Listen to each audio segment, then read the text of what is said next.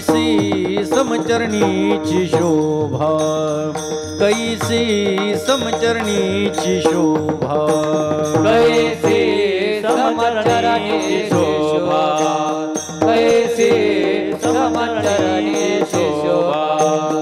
अवघा जगी विठ्ठल उभा, अवघा जगी विठ्ठल उभा, येणे विठ्ठले लाविले पिसे, येणे विठ्ठले लाविले पिसे। अवघा जगी विठ्ठल उभा, अवघा जगी विठ्ठल उभा, येणे विठ्ठले लाविले पिसे, येणे विठ्ठले लाविले पिसे। जिकडे पाहे तिकडे दिसे, जिकडे पाहे तिकडे दिसे, येणे विठ्ठले लाविले पिसे, येणे विठ्ठले लाविले पिसे। जिकडे पाहे तिकडे दिसे, जिकडे पाहे तिकडे दिसे, येणे विठ्ठले लाविले पिसे, विठ्ठले लाविले पिसे। पाहते पाहणिया माधारी, पाहते पाहणिया माधारी, पाहते पाहनिया माझारी, पाहते पाहनिया माझारी। पाहते गेले पाहण्या परी, पाहते गेले पाहण्या परी, येणे विठ्ठले लाविले पिसे, येणे विठ्ठले लाविले पिसे। पाहते गेले पाहण्यावरी, पाहते गेले पाहण्यावरी, येणे विठ्ठले लाविले पिसे, येणे विठ्ठले लाविले पिसे। जिकडे पाहे तिकडे दिसे, जिकडे पाहे तिकडे दिसे, येणे विठ्ठले लाविले पिसे, येणे विठ्ठले लाविले पिसे। जिकडे पाहे तिकडे दिसे, जिकडे तिकडे पाहे तिकडे दिसे, विठ्ठले लाविले पिसे, विठ्ठले लाविले पिसे। एका जनार्दनी एको, एका जनार्दनी एको, एका जनार्दनी एको, एका जनार्दनी विठ्ठल अवलोकी लोकू, विठ्ठल अवलोकी लोकू, येणे विठ्ठले लाविले पिसे, येणे विठ्ठले लाविले पिसे। विठ्ठल अवलोकी लोको, विठ्ठल अवलोकी लोको, येणे विठ्ठले लाविले पिसे, येणे विठ्ठले लाविले पिसे। जिकडे पाहे तिकडे दिसे, जिकडे पाहे तिकडे दिसे, येणे विठ्ठले लाविले पिसे, येणे विठ्ठले लाविले पिसे। तिकडे पाहे तिकडे, तिकडे पाहे तिकडे, येणे विठ्ठले लाविले पिसे, येणे विठ्ठले लाविले पिसे। जय जय राम कृष्ण हरी, जय जय राम कृष्ण हरी, जय जय राम कृष्ण हरी, जय जय राम कृष्ण हरी, जय जय राम कृष्ण हरी, जय जय राम कृष्ण हरी, जय जय राम कृष्ण हरी, जय जय राम कृष्ण हरी, जय जय राम कृष्ण हरी, जय जय राम कृष्ण हरी, जय जय राम कृष्ण हरी, जय जय राम, जय जय राम कृष्ण हरी, जय जय राम कृष्ण हरी, जय जय राम कृष्ण हरी, जय जय राम कृष्ण हरी, जय जय राम कृष्ण हरी, जय जय राम कृष्ण हरी, जय जय राम कृष्ण हरी, जय जय राम कृष्ण हरी।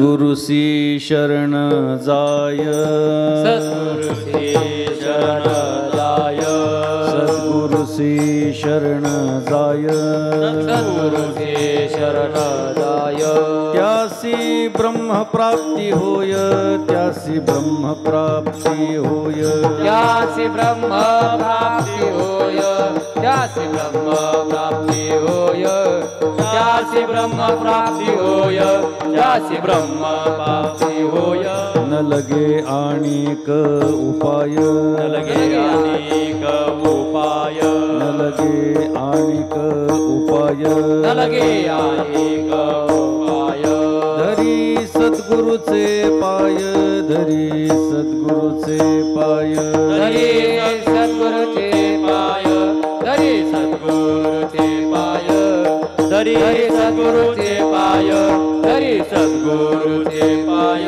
सद्गुरुचे चरण तीर्थ सद्गुरुचे चरण तीर्थ सद्गुरुचे चरण तीर्थ सद्गुरुचे चरण तीर्थ मस्तकी वंदावे पवित्र मस्तकी वंदावे पवित्र मस्तकी वंदावे पवित्र मस्तकी वंदावे पवित्र मस्तकी वंदावे पवित्र मस्तकी वंदावे पवित्र न लगे आणिक उपाय न लगे अनेक उपाय न लगे आणिक उपाय न लगे अनेक उपाय धरी सद्गुरुचे पाय धरी सद्गुरुचे पाय धरी सद्गुरुचे पाय धरी सद्गुरुचे पाय धरी सद्गुरुचे पाय धरी सद्गुरुचे पाय एका जनार्दनी सद्गुरु एका जनार्दनी सद्गुरु एका जनार्दनी सद्गुरु एका जनार्दनी सद्गुरु हाची भव सिंधूचा तारू हाची भव सिंधूचा तारू हाची भव सिंधूचा तारू हाची भव सिंधूचा तारू हाची भव सिंधूचा तारू हाची भव सिंधूचा तारू न लगे आणिक उपाय न लगे अनेक उपाय न लगे आणिक न लगे अनेक उपाय धरी सद्गुरुचे पाय धरी सद्गुरुचे पाय धरी सद्गुरुचे पाय धरी सद्गुरुचे पाय धरी सद्गुरुचे पाय धरी सद्गुरुचे पाय विठोबा रखुमाई पार कुमार जय जय विठोबा रखुमाई पार कुमार जय जय विठोबा रखुमाई पार कुमार जय जय विठोबा रखुमाई पार कुमार विठोबा रखुमाई काही बाजू. पार कुमार विठोबा रखुमाई पार कुमार विठोबा रखुमाई पार कुमार विठोबा रखुमाई विठोबा रखुमाई विठोबा रखुमाई विठोबा रखुमाई विठोबा रखुमाई विठोबा रखुमाई विठोबा रखुमाई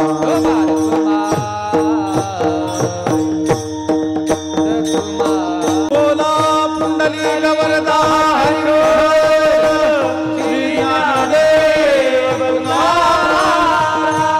दत्तात्रय जनार्दन श्री एकनाथ महाराज की जय. विठ्ठल विठ्ठल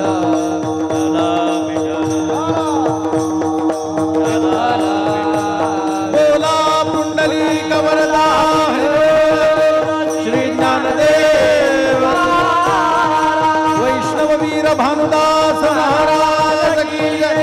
शांती ब्रह्म एकनाथ महाराज की जय.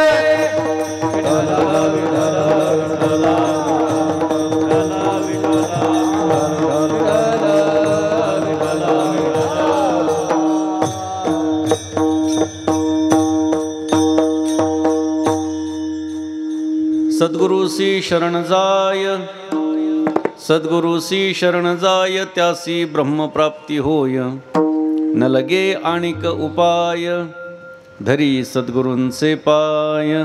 इको कमी कर बाळा. सद्गुरूंचे चरण तीर्थ मस्तकी वंदावे पवित्र न लगे आणिक उपाय धरी सद्गुरूंचे पाय. एका जनार्दनी सद्गुरु एका जनार्दनी सद्गुरु हाची भवसिंधूचा तारू न लगे आणिक उपाय धरी सद्गुरूंचे पाय विठ्ठल विठ्ठला विठ्ठला विठ्ठला विठ्ठला विठ्ठला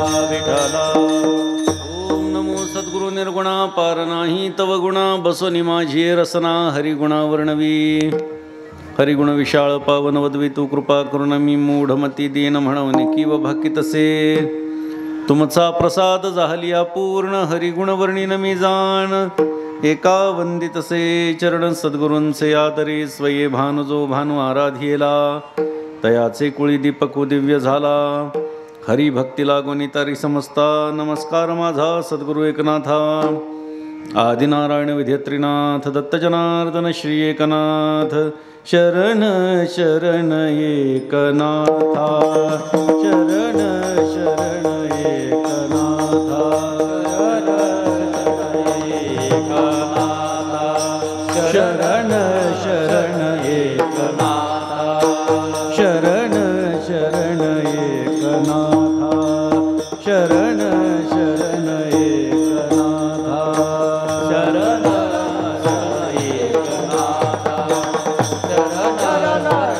एकनाथा पायी माथा ठेविला पायी माथा ठेविला नका पाहू गुण दोष नका पाहू गुण दोष पायी माथा ठेविला पायी माथा ठेविला नका पाहू गुण दोष नका पाहू गुण दोष. शांतीब्रह्म श्रीमंत शेखनाथ महाराजांचा सद्गुरूंची महती वर्णन करणारा अत्यंत सुंदर आणि आपल्याला मार्गदर्शन करणारा असा अभंग सेवेकरता निवडलेला आहे. तानपुरा बंद केला तरी चालेल. परमपूज्य योगीदास योगीराज श्री बालदासजी महाराज सेवा ट्रस्टच्या माध्यमातून पूजनीय महाराजांच्या 25व्या समाधी सोहळ्याच्या निमित्तानं 50व्या सुवर्ण महोत्सवाच्या निमित्तानं आज माझ्या वाट्याला ही कीर्तनाची सेवा आलेली आहे. श्री सदाशिवजींनी मला आयोजकांच्या वतीनं आमंत्रित केलं आणि पूजनीय महाराजांच्या समाधीचं दर्शन या निमित्तानं घेता आलं. श्री महाराजांनी स्थापित केलेल्या सर्वांग सुंदर अशा भगवान विठ्ठलाच्या मूर्तीचं दर्शन करता आलं. खरं तर मी आल्यानंतर सांगितलं की भगवान श्री विठ्ठलाची मूर्ती अत्यंत सुंदर आहे, हास्यवदन आहे. म्हणजे अनेक ठिकाणी मूर्त्या असतात, पण काही ठिकाणी पांडुरंगाच्या मूर्तीचे डोळे खाली असतात, काही वेळा चेहऱ्यामध्ये थोडाफार बदल दिसतो. मात्र या मूर्तीकडे बघितल्याच्या नंतर पाहिलिया वेधलावी बैसे जीवी जडोनी अशी सुंदर अशी मूर्ती इथे दर्शनार्थ उपलब्ध आहे. आणि श्री महाराजांच्या समाधीच्या 12-15 वर्ष आधी त्यांनी ती स्थापित केलेली आहे. आणि त्याशिवाय महाराजांचं समाधीस्थान या ठिकाणी आहे. खरं तर पंचाग्नी साधनं त्यांनी केलेली आहेत. योग्यांची जी साधनं असतात ही अत्यंत कठोर असतात, त्रासदायक असतात, शरीराला पीडा देणारी असतात. 5 अग्नींच्या मध्ये स्वतः बसायचं. माहीत नाही त्यांनी 5 गावांच्या मध्ये का बसणं केलं असेल. 5 गावांच्या मध्यावरती महाराजांचं समाधीस्थान आहे. म्हणजे 5 हा आकडा मला असं वाटतं त्यांच्या दृष्टीने जरा विशेष आहे. 50वे वर्षही आपण सुंदर पद्धतीनं साजरं करत आहात. खरं तर कलियुगामध्ये नामसाधना सांगितली असताना योग साधनेच्या मागेही ऋषीमुनी का जात असतील असा कधीतरी विचार येतो. कारण प्रत्येक युगाचं एक धोरण ठरलेलं आहे, प्रत्येक युगाचा एक युगधर्म ठरलेला आहे आणि त्या युगधर्माप्रमाणे वागणं गरजेचं असतं. कृते यध्यायते विष्णुं त्रेतायां यजतो मखैः द्वापरे परिचर्यायां कलौ तत् हरिकीर्तनात्. प्रसिद्ध असा श्लोक आहे. कृते अध्यायते विष्णुं, कृतयुगामध्ये भगवंताची ध्यान धारणा केल्यानंतर भगवंताची प्राप्ती व्हायची. त्रेतायां यजतो मखैः, त्रेतायुगामध्ये यज्ञयाग केल्यानंतर परमात्म्याची प्राप्ती व्हायची. द्वापरे परिचर्यायां, द्वापर युगामध्ये भगवंताचं पूजन केल्यानंतर भगवंताची प्राप्ती व्हायची. आणि कलौ तत् हरिकीर्तनात, आणि कलियुगामध्ये भगवंताचं नामस्मरण केल्यानंतर भगवत प्राप्ती होते. आता ऐका, हा त्या युगाचा जरी युगधर्म असला तरी इतर युगांमध्ये बाकीची साधनं नव्हती असं नाही आहे. कृतयुगामध्ये ध्यानधारणा होती, मान्य आहे, ते प्रमुख साधन होतं, मान्य आहे. मात्र त्या काळात यज्ञ नव्हते, पूजन नव्हतं, नामस्मरण नव्हतं असं नाही आहे. त्रेतायुगामध्ये यज्ञ होता पण त्याच्यामध्ये ध्यानधारणा नव्हती असं नाही आहे. भगवत पूजन होत नव्हतं असं नाही आहे. नामस्मरण नव्हतं असं नाही आहे. द्वापर युगामध्ये पूजन होतं, याचा अर्थ ध्यानधारणा नव्हती, यज्ञयाग नव्हते, नामस्मरण नव्हतं असं नाही आहे. आणि कलियुगाचा विचार जर केला तर कलियुगामध्ये सुद्धा ध्यानधारणा नाही, भगवत पूजन नाही, यज्ञयाग नाही असं नाही आहे. नाम प्रामुख्य आहे. म्हणजे प्रत्येक युगाचा एक युगधर्म सांगितलेला आहे. तो युगधर्म हा सामान्य लोकांसाठी सांगितला, ही गोष्ट आपण लक्षात घेतली पाहिजे. म्हणजे इतर लोकांनी, सामान्य लोकांनी जो युगधर्म सांगितलेला आहे त्याप्रमाणे आपलं आचरण ठेवावं. आणि असामान्य जी लोक होऊन गेली तर त्या असामान्य लोकांनी त्या युगाची साधना न करता अन्य साधनेचा आधार घेत भगवत प्राप्ती केलेली आहे असं आपण सोदाहरण पाहू शकतो. कृतयुगामध्ये हिरण्यकश्यपूचा मुलगा भक्त प्रल्हाद, ध्यानधारणा त्या युगाचा युगधर्म असताना तो ध्यानधारणेमध्ये रमला नाही, तो यज्ञयागात रमला नाही, तो देवपूजेत रमला नाही, तर भगवन् नामस्मरणामध्ये रंगला. म्हणजे कृतयुगामध्ये जरी ध्यानधारणा महत्त्वाची असली तरी त्या काळात नामस्मरणाच्या माध्यमातून तो भगवत प्राप्ती करता झालेला आहे. अनेक उदाहरणं, प्रत्येक युगाची काही उदाहरणं आपण पाहू शकतो. त्रेतायुगामध्ये हनुमंतराय काय केलं? त्यांनी यज्ञयाग करत बसले नाही, नामस्मरणाच्या माध्यमातून त्यांनी भगवत प्राप्ती केलेली आहे. द्वापर युगामध्ये भगवत पूजन हे भगवत प्राप्तीचं साधन असताना पांडवादिकांनी यज्ञयाग केलेलेच आहेत.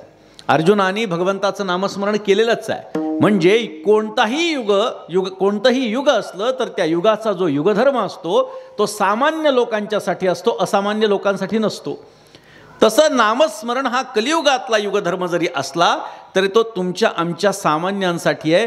परमपूज्य योगीराज श्री बालदास महाराजांच्यासाठी नाही आहे. विठ्ठल विठ्ठल विठ्ठल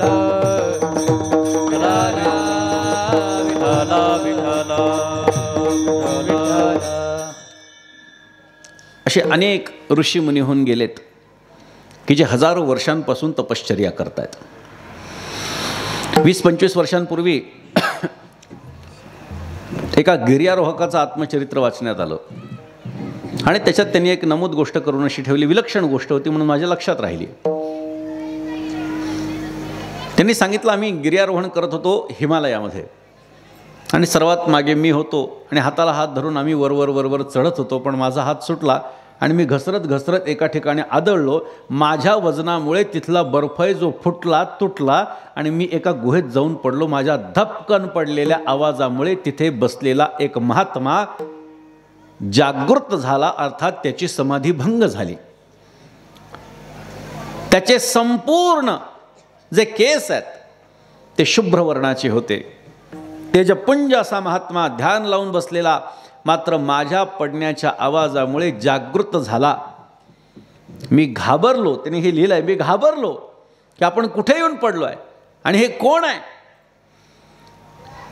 त्या महात्म्याने शांतपणे मला प्रश्न विचारला, बच्चा, कौरव और पांडवों का युद्ध अभी समाप्त हुआ या नहीं हुआ. दृष्टांत संपला. कौरव आणि पांडवांच्या युद्धाला 5000 वर्ष झालेले आहेत आणि तो महात्मा 5000 वर्षांपासून तपश्चर्येला बसलेला आहे. 5000 वर्ष साधे नाही आहेत. महाभारतामध्ये असं वर्णन आहे, कौरव आणि पांडवांच्या युद्धामध्ये लाखो लोक मारले जाणार आहेत. आणि हा नरसंहार हा ऋषीमुनींना पाहणारा नव्हता, म्हणून हजारो ऋषीमुनी हिमालयाच्या दिशेने गेला असं वर्णन महाभारतामध्ये आहे. त्यापैकी हा एक महात्मा होता. असे हजारो महात्मे त्या ठिकाणी आजही बसलेले आहेत, विराजमान आहेत, ध्यानस्थ होऊन बसलेले आहेत. मग 5000 वर्षांपूर्वी जर भगवंताची पूजा हे भगवत प्राप्तीचं साधन होतं, तर ही ध्यानधारणा का करत बसली. तर सामान्य लोकांच्यासाठी सामान्य नियम असतात, विशेष लोकांच्यासाठी विशेष नियम असतात. व्यवहारामध्ये आपण जेव्हा रस्त्यानं चाललेलो असतो त्यावेळी आपल्याला अनेक टोल लागतात. ते टोल सामान्य लोकांनी भरायचे असतात, पण जे विशेष व्यक्ती जे असतात ती टोल न भरताच पुढे जाऊ शकत असतात, कारण ती विशेष आहेत. सामान्यांच्या पेक्षा काहीतरी त्यांचं जीवन वेगळं आहे आणि त्यामुळे ते असामान्य ठरत असतात. त्यापैकी एक व्यक्तिमत्व म्हणून ज्यांच्याकडे पाहतो, 12-12 फुटांपेक्षाही जास्त जटा, पूजनीय बालदास महाराजांच्या, आणि अनेक चमत्कार त्यांनी आपल्या जीवनामध्ये दाखवले. मला विशेषत्वाने जी गोष्ट भावली आहे ती सद्गुरू प्राप्तीच्यासाठी त्यांची धडपड. आणि म्हणून आज हा अभंग खरं तर निवडला. हा अभंग निवडण्याचं कारण काय आहे. कीर्तनामध्ये समोरचे श्रोते कोण आहेत हे बघून अभंग ठरवणं हे जास्त गरजेचं असतं. मला जे येतं ते बोलून मोकळं होणं किंवा मी जो आधी ठरवलेला आहे तो अभंग आणि त्याचं विवरण करत बसणं, यापेक्षाही समोरचे श्रोते कोणत्या प्रकारचे आहेत हे जाणून अभंग कीर्तनकाराने निवडणं गरजेचं असतं. ज्यांच्यावरती आपली नितांत श्रद्धा आहे त्या पूजनीय योगीराज महाराजांच्या या स्थानामध्ये त्यांची सद्गुरू भक्ती मला विशेषत्वानं भावली आहे. लक्षात घ्या, योग मार्ग हा तुमच्या आमच्यासाठी नाही आहे. किती कष्ट त्याच्यामध्ये, ज्ञानेश्वरी वाचा, नाथ भागवत वाचा, म्हणजे आपल्याला कळेल की योग मार्ग किती कठीण आहे. तहाने तहानेची प्यावी, भुकेलिया भूकची खावी, अहोरात्री वावी मवा वावारा. ज्ञानोबराय सांगतात, तहान लागल्यानंतर पाणी पिता येत नाही, तहान प्यावी लागते. भूक लागल्यानंतर अन्न खाता येत नाही, भूक खावी लागते. थंडी वाजल्यानंतर असं जसं तुम्ही टोपडे बिपडे घालून आलात तसं घालता येत नाही. थंडी वाजल्यानंतर ना स्वेटर ना जास्तीचे कपडे, शीत वेढावे, उष्ण पांघुरावे, वृष्टीची असावे घरातून. अहो, अजून 12-15 टेम्परेचर नाही तर सगळ्या जणांनी कान पॅक करून येणं पसंत केलं आहे. ही ऋषीमुनी तिथे बर्फाळ प्रदेशामध्ये थंड पाण्यानं स्नान करतात. अजूनही जर आपण काही बघितलं सोशल मीडियामध्ये सुद्धा आपण पाहू शकतो. आपण तर नेहमी तिथे जात नाहीत, पण आपल्याला लक्षात येईल की किती कष्ट सहन करावे लागतात. खूप मोठा विचार ज्ञानोबारायांनी सांगितलेला आहे. थंडी वाजल्यानंतर, गरमी झाल्याच्या नंतर ना पंखा चालवता येतो, ना AC, ना कूलर, काही नाही. उष्ण पांघुरावे. बर, पाऊस पडू लागल्यावर कुठल्या घरामध्ये आसरा, पाऊस हेच त्याच्या राहण्याचं ठिकाण बनतं. अशा बिकट परिस्थितीतून तो महात्मा पुढे येत असतो. बर, आता तो महात्मा भगवत प्राप्तीसाठी जरी पुढे येत असला तरी इंद्रादिक देवांना असं वाटत असतं की हा आमचं पद प्राप्त करण्यासाठी प्रयत्न करतो, याला पदच्युत करा, याला त्याच्या साधनेपासून भ्रष्ट करा. आणि तया महेंद्रादिपदे करिता ती वाटवधे आणि रिद्धी सिद्धींची द्वंद्वे पडून ठाती. आणि मग काय करतात, ब्रह्मादिक जी देव आहे, महेंद्रादिक जी देव आहेत ते आपलं आसन इतरांना प्राप्त होऊ नये याच्यासाठी रिद्धी सिद्धी त्यांच्या समोर उभ्या करतात. आणि संत महात्म्यांच्या सांगण्याप्रमाणे जवळपास काही जण सोडली तर सगळीच जण त्या रिद्धिसिद्धींच्या नादी लागतात आणि एक पाऊल दूर असणाऱ्या परमात्म्यापासून वंचित राहतात. परमात्म्याची जी प्राप्ती आहे ती परमात्म्याची प्राप्ती होण्याच्यासाठी म्हणून या यज्ञयाग योगादिक क्रियांची भूमिका मोठ्या प्रमाणामध्ये आपल्याला पूर्वीच्या काळामध्ये पाहायला मिळते. मात्र योग याग धारणा ह्या सगळ्या ज्या गोष्टी आहेत याच्यासाठी मिळणारं आयुष्य हे मात्र फार कमी आहे आणि त्या आयुष्यानुसार तो भक्तीचा जो प्रकार आहे, भगवत प्राप्तीचा प्रकार आहे, तो कमी होत गेला. कृतयुगामध्ये ध्यानधारणा करायची 20-20 हजार वर्ष, 60-60 हजार वर्ष ऋषीमुनी तपश्चर्या करायचे. आज ते शक्य नाही. आज आयुष्यच अवघं 100 वर्षांचं आहे, ते सुद्धा आम्हाला पूर्ण जगायला मिळत नाही. 70-80च्या पुढे गेलं तर आम्ही बोनस समजतो. ही सत्य परिस्थिती आहे. 60-60 हजार वर्ष तपश्चर्या करणारे ऋषीमुनी आपल्याकडे होऊन गेलेले आहेत. बघा तुम्ही विश्वामित्र ऋषी यांचा विचार करा. ते आधी क्षत्रिय होते आणि त्यांनी 60 हजार वर्ष तपश्चर्या केल्यानंतर त्यांना ब्राह्मणत्व प्राप्त झालं असं वर्णन आमच्या पुराण इतिहासामध्ये आहे. वसिष्ठ ऋषींची कामधेनू गाई चोरण्याच्या उद्देशानं गेले. मोठी कथा आहे, जास्त विस्तारानं सांगत नाही. कामधेनू चोरण्याच्या निमित्तानं गेले, पण ते कामधेनू देण्यास ऋषीवर्यांनी नकार दिला. कारण त्यांनी सांगितले याच्यावर मालकी माझी नाही आहे, दुसऱ्याच्या मालकीची वस्तू मी परस्पर कोणाला देऊ शकत नाही, इंद्रांनी मला तात्पुरती वापरायला दिली आहे. विश्वामित्राला राग आला आणि सांगितलं सैनिकांना हिला घेऊन चला आपल्या घरी. का घेऊन चला त्या कामधेनूला? कारण त्या कामधेनूनं काही क्षणातच हजारो लोकांचा स्वयंपाक सुग्रास असं जेवण सोन्याच्या थाळीमध्ये उपलब्ध करून दिलं होतं. कारण विश्वामित्र राजा जेव्हा ते शिकार करण्यासाठी गेला तेव्हा भूक तहान लागली. त्याला पाणीच्या शोध घेता घेता ह्या आश्रमात आला वसिष्ठ ऋषींच्या आणि पाण्याची विनंती केली. दुपारची वेळ होती. ऋषीवर्यांनी सांगितलं राजन आपण भोजन करून गेलात तर बरं होईल. विश्वामित्र हसले, कारण त्या कुटियामध्ये त्यांनी इकडं तिकडं बघितल्यानंतर 4-2 भांडी पडलेली होती. त्यांनी सांगितलं मी राजा आहे आणि असं कुठल्याही थाळीमध्ये मी जेवण करत नाही आणि मी एकटा जेवत नसतो.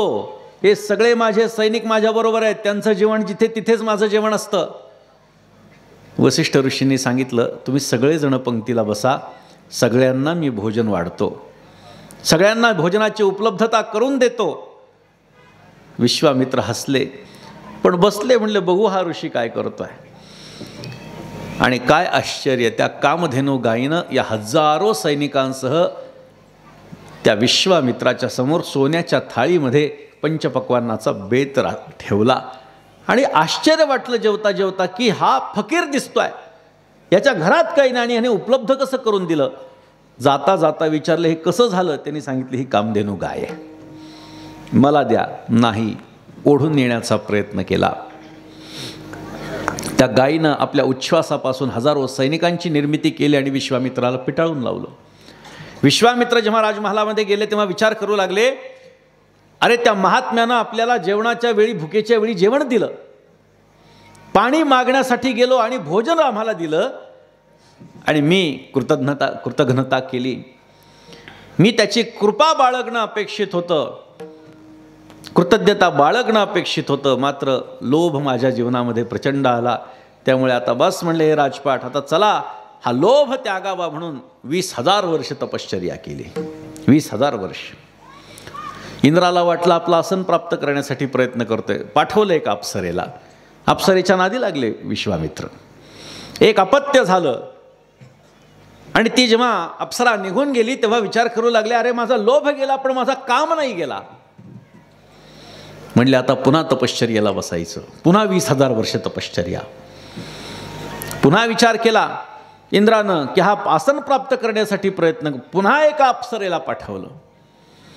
आता मात्र विश्वामित्र क्रोधित झाले. 40,000 वर्षांची तपश्चर्या पूर्ण झालेली होती आणि त्यांनी त्या अप्सरेला सांगितलं आत्ताच्या आत्ता माझ्या डोळ्यासमोरून गेली नाही तर तुला भस्म करून टाकेन. घाबरून पळून गेली. आधी लोभ गेला, नंतर काम गेला होता. विचार करू लागले पण क्रोध तर गेलाच नाही आणि क्रोध जाण्यासाठी म्हणून पुन्हा 20,000 वर्ष तपश्चर्या, असे 60,000 वर्ष तपश्चर्या जर का विश्वामित्र ऋषी करतायत तर 1,00,000 वर्षांचं आयुष्य त्यांच्याकडे होतं, म्हणून ते 60,000 वर्ष शक्य आहे. पण त्रेतायुगामध्ये 1 शून्य कमी होत आहे, आयुष्यातलं 10,000 वर्षांचं आयुष्य प्राप्त होत आहे. पुन्हा द्वापरयुगात 1 शून्य कमी होऊन 1,000 वर्षांचं आयुष्य, आणि कलियुगामध्ये आणखी 1 शून्य कमी होऊन 100 वर्षांचं आयुष्य. असं 100 वर्षांचं आयुष्य आम्हाला प्राप्त आहे. आम्ही 60,000 वर्ष काय 1,000 वर्षसुद्धा तपश्चर्या करू शकत नाही. मला सांगायचं काय, तो काळ वेगळा होता. प्रत्येक युगामध्ये सगळ्या गोष्टी वेगळ्या असल्यामुळे आमच्या उंचीसुद्धा वेगळी. उंचीसुद्धा किती सांगितली आहे? कृतयुगामध्ये माणसाची उंची 31 ते 32 फूट होती म्हणे कृतयुगात. त्रेतायुगामध्ये ती उंची 21 फुटापर्यंत आली. द्वापर युगामध्ये 11 फुटापर्यंतचा माणूस होता, आणि आता कलियुगामध्ये आपण सर्वजण 5-6 फुटाचे आहेत, ऑन ॲन ॲव्हरेज 5-6 फुटाचे. आणि वर्णन असं आहे काही ग्रंथांमध्ये की जसं जसं हे कलियुग पुढे पुढे पुढे जाणार आहे तशी माणसाची उंचीसुद्धा कमी होणार आहे. किती किती होणार आहे? वर्णन असं आहे की 5 ते 6 इंचाचा माणूस होणार आहे. आणि आयुष्य किती राहणार आहे? अवघं 10 वर्ष. काळजी करू नका, आपल्यासमोर होत नाही ते काही. चकचक करू लागले सगळे. आपल्यासमोर होत नाही ते, अजून हजारो वर्ष जायचे. प्रत्येक युगाचा एक युगधर्म आहे. मात्र तो युगधर्म चालू असताना, या युगाचा युगधर्म नामस्मरण असताना, पूजनीय बालदास महाराजांसारखे महात्मे ध्यानामध्ये मग्न होतात. यातच त्यांचं वेगळेपण दडलेलं आहे.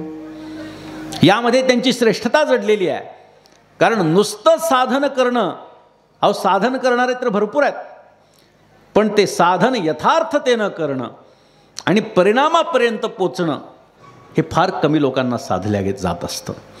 जी गुरुपरंपरा प्राप्त झालेली आहे ती जंगली महाराजांची गुरुपरंपरा आहे. त्यांचे कृष्णा महाराज शिष्य आणि त्यांचे शिष्य बालदास महाराज आहेत.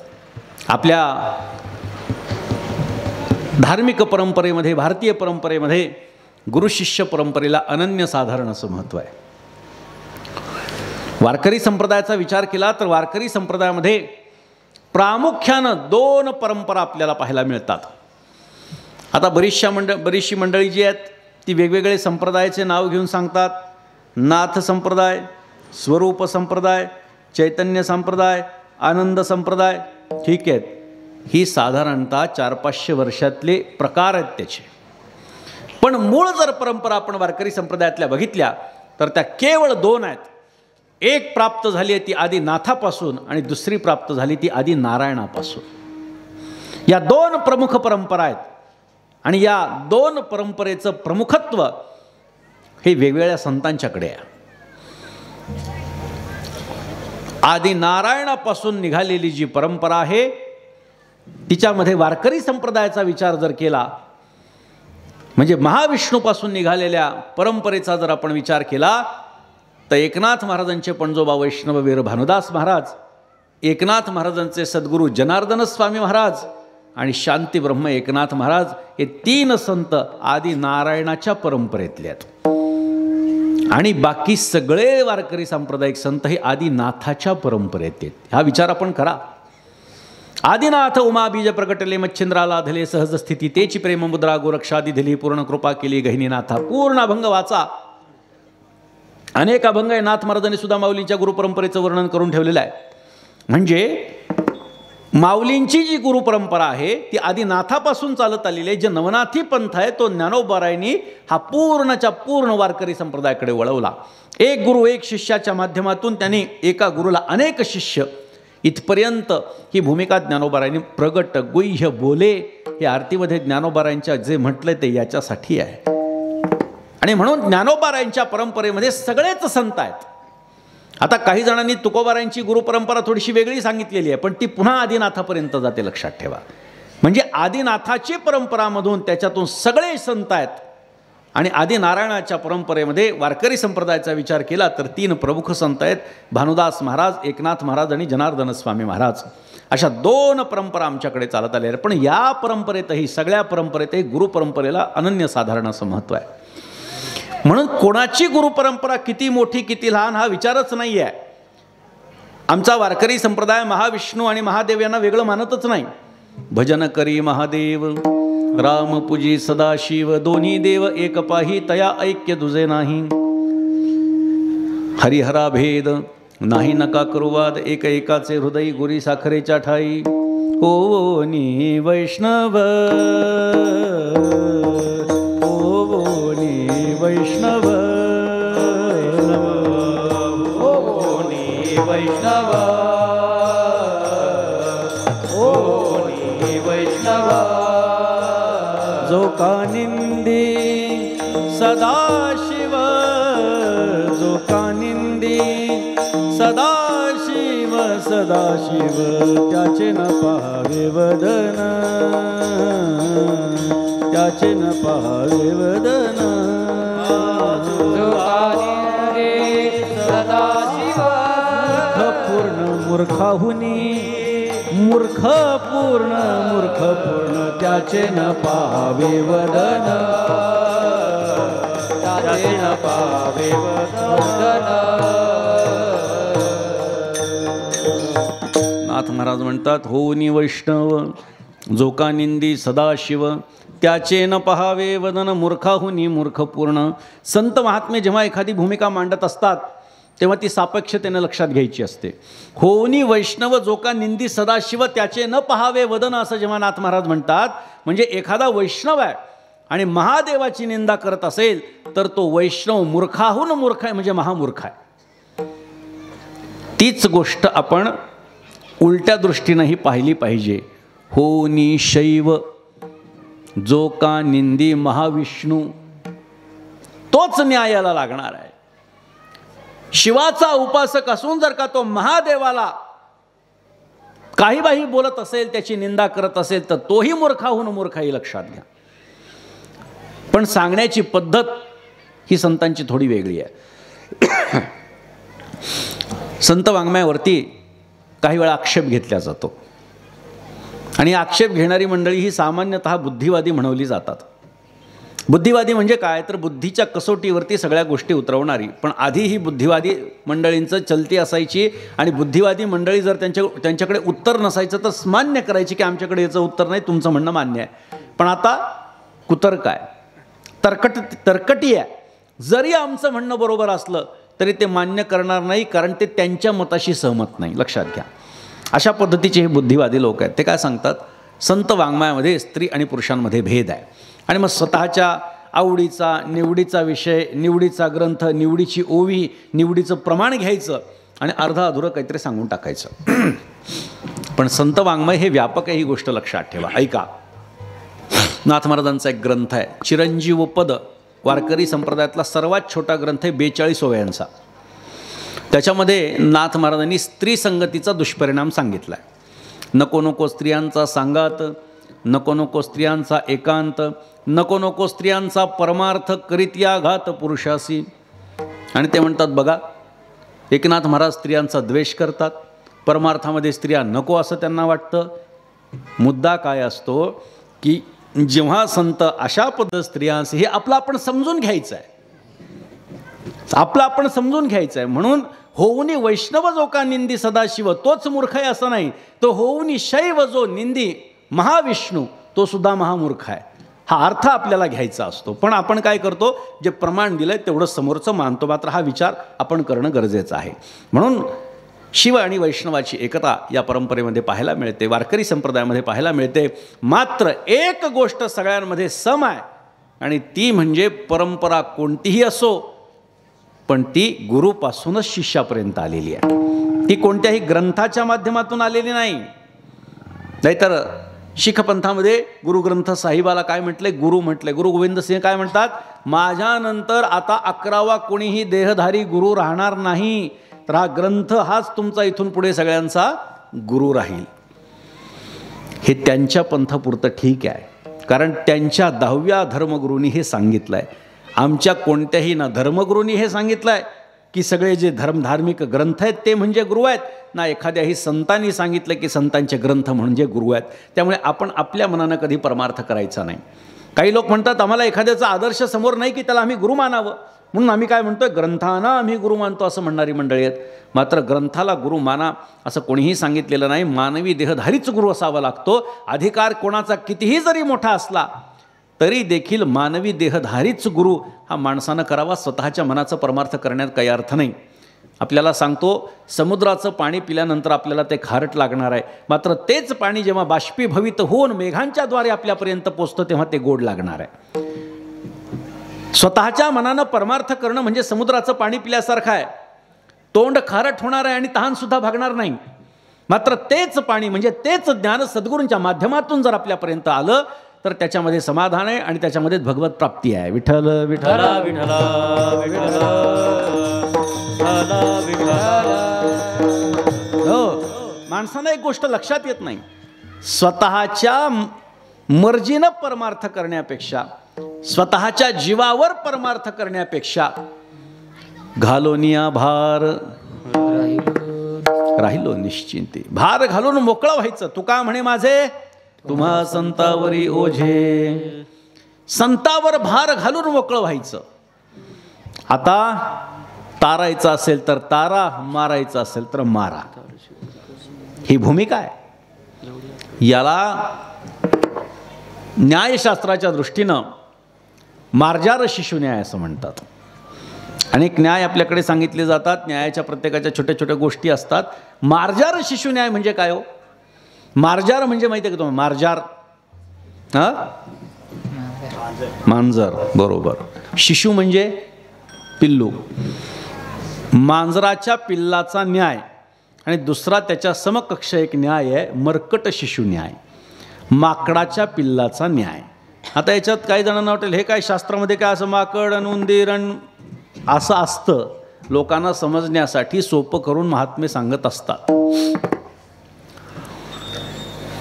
मार्जार म्हणजे मांजर जेव्हा विते तेव्हा 3-4 पिल्लं तिला होतात. तिची पिल्लं एक ठिकाणी असतात का? नाही. ती काय करते? इकडून तिकडे तिकडून तिकडे आपल्या पिल्लाला घेऊन जाते, बरोबर. ज्या दातानं ती मांजर उंदराला खाते त्याच दातानं आपल्या पिल्लाला अलगद घेऊन एका ठिकाणाहून दुसऱ्या ठिकाणी जाते. बोक्याचा धोका असेल, अजून काय असेल ते आपल्याला देणे घेण्याने आत्ता पुरतं घेऊन जाते. बरं, आता जर पिल्लू पडलं तर ही पिल्लाची जबाबदारी आहे का आईची जबाबदारी आहे? बोला तुम्ही, थोडं कळतंय का मला? लक्षात येऊ द्या. बरोबर, कारण कोणी उचललंय? आईने उचललंय. त्या पिल्लाला कळतंय का? काही कळत नाही. त्यांनी सगळा भार आईवरती टाकलेला आहे. त्याला हे पण माहिती नसतं की बोक्या मला मारून खाईल, मला मारून टाकेल, माहीत नसतं त्याला. या धोक्यापासून, या बोक्याच्या धोक्यापासून ती वाचवते ती. एका ठिकाणाहून दुसऱ्या ठिकाणी नेते. जर पिल्लू पडलं तर आईची जिम्मेदारी आहे. हा झाला मार्जार शिशुन्याय. मर्कट शिशुन्याय काय आहे? मर्कट माकडी आणि तिचं पिल्लू. माकडीचं पिल्लू, माकडीनं असं पिल्लाला पकडून ठेवलेलं असतं का पिल्लाने आईला पकडलेलं असतं? बस, म्हणजे तुम्ही पाहता जगामध्ये काय चालतं. पिल्लाने आईला पकडलेलं असतं. आई एका झाडावरून दुसऱ्या झाडावर, एका घरावरून दुसऱ्या घरावर, रस्त्यावर इकडून तिकडं पळत सुटत असते. तेव्हा कधी कधी ती सहारा देते. तिच्या लक्षात जेव्हा येतं की पडू शकतं आपलं पिल्लू, तेव्हा कधी कधी आधार देते. पण प्रत्येक वेळी देते का? प्रत्येक वेळी देत नाही. आता पिल्लू जर पडलं ती आईची जिम्मेदारी नाही, त्या पिल्लाची जिम्मेदारी आहे की आईला घट्ट धरून बसायचं. बस, याला म्हणतात मर्कट शिशुन्याय. इथे सांगण्याचं तात्पर्य काय आहे? आपल्या मनाचा परमार्थ करणं म्हणजे मर्कट शिशुन्याय. पडलं तर जिम्मेदारी आपली आहे. आणि संतांवरती भार घालणं, सद्गुरूंवरती भार घालून मोकळं होणं, याला मार्जार शिशुन्याय म्हणतात. पडण्याची शक्यता तर अजिबातच नाही, पण पडलं तर जिम्मेदारी गुरुची आहे. विठ्ठल विठ्ठल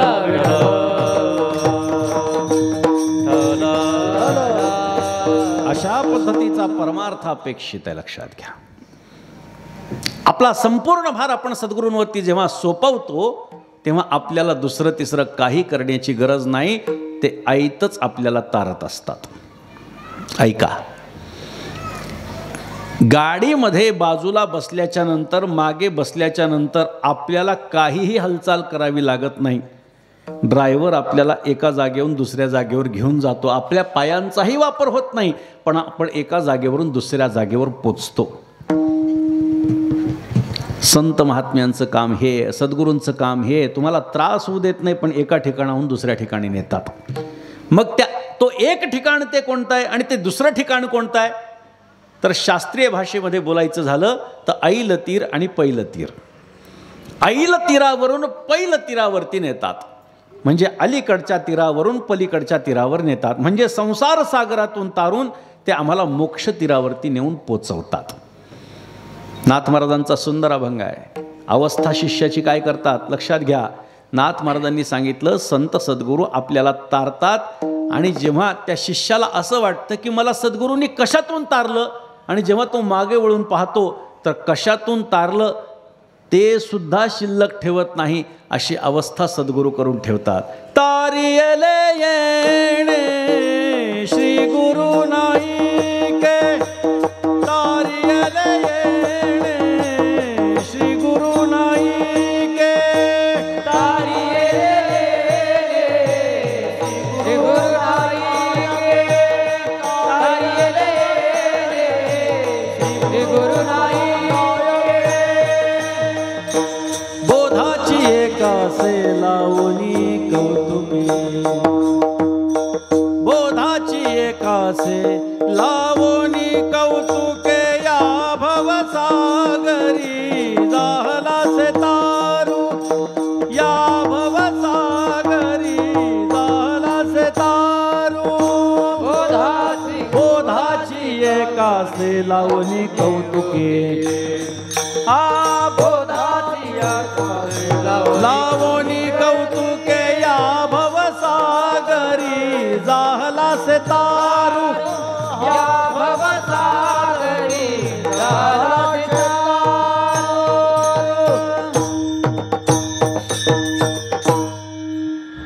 नाथ महाराज म्हणतात तारी येले येणे श्री गुरु नायके, बोधाची एकासे लावणी कौतुके, या भवसागरी जाहलासे तारू.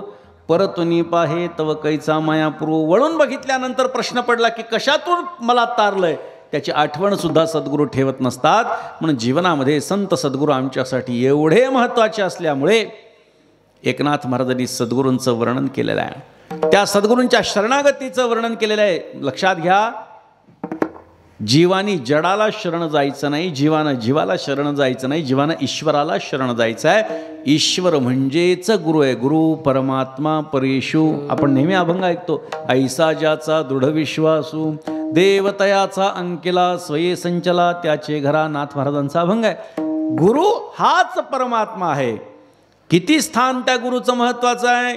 गुरु हा संत कोळीचा राजा, गुरु हा संत कोळीचा राजा, गुरु हा संत कुळीचा राजा, गुरु हा संत कुळीचा राजा. गुरु हा प्राण विसावा माझा, गुरु हा प्राण विसावा माझा, गुरु हा प्राण विसावा माझा, गुरु हा प्राण विसावा माझा. गुरु विण देव तुझा, गुरु विण देव तुझा, गुरु विना देव तुझा, गुरु विना देव तुझा. पाहता नाही त्रैलोकी, पाहता नाही त्रैलोकी, पाहता नाही त्रैलोकी, पाहता नाही त्रैलोकी. गुरु हा प्रेमाचा सागर, गुरु हा प्रेमाचा सागर, गुरु हा प्रेमाचा सागर, गुरु हा प्रेमाचा सागर, गुरु हा प्रेमाचा सागर, गुरु हा प्रेमाचा सागर, गुरु हा प्रेमाचा सागर, गुरु हा प्रेमाचा सागर. भाषा काय आहे? गुरु हा संत कुळीचा राजा, गुरु हा प्राण विसावा माझा, गुरु विण देव तुझा, पाहता नाही त्रैलोकी. गुरुलाच सद्गुरू मानणं हे शिष्याचं आद्य कर्तव्य आहे. गुरु हाच परब्रह्म आहे, गुरु हाच ईश्वर आहे.